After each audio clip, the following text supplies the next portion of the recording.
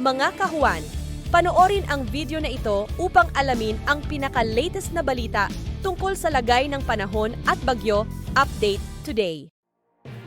Ngayon ay January 7, 2024 at narito ang update ukol sa maging lagay ng panahon sa susunod na 24 oras.